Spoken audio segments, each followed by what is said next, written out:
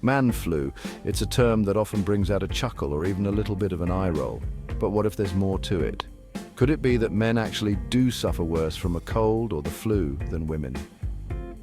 Let's dig into the science and find out if man flu is real or just a myth. First, where did the term man flu come from? Some say it's an exaggeration, a humorous jab at men for supposedly over-dramatizing their symptoms. It's so common that some even joke men can't handle a sniffle without acting like it's the end of the world. But is it all in good fun, or does it reflect something deeper?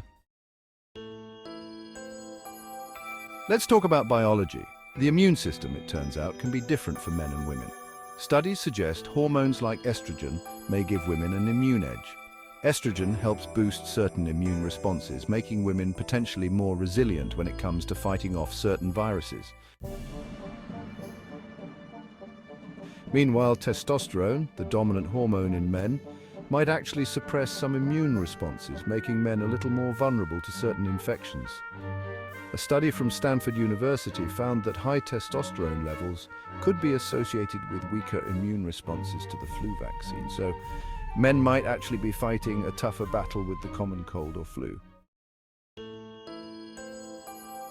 But is it really just a biological difference, or could there be psychological and social factors at play here?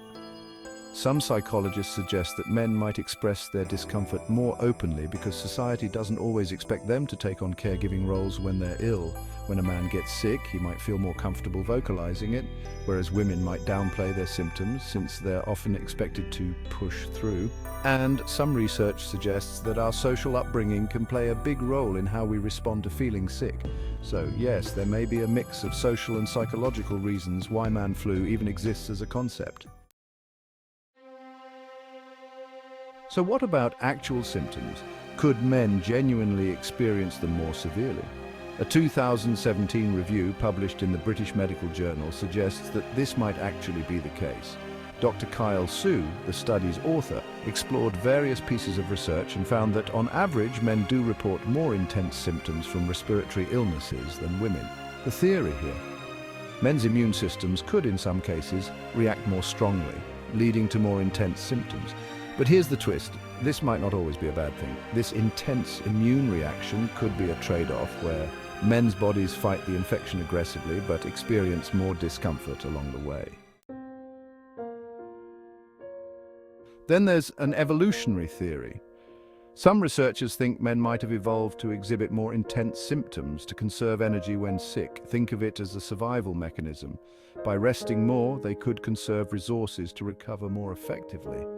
So the next time you see a man down with the flu, maybe he's just doing what his body has been wired to do over thousands of years: rest and recover. Now, not everyone buys into the concept of man flu. Critics argue that there's still not enough hard evidence to prove that men experience more severe symptoms than women do. A lot of the studies have small sample sizes or conflicting results. Plus, measuring symptoms is subjective. What's severe for one person might be mild for another.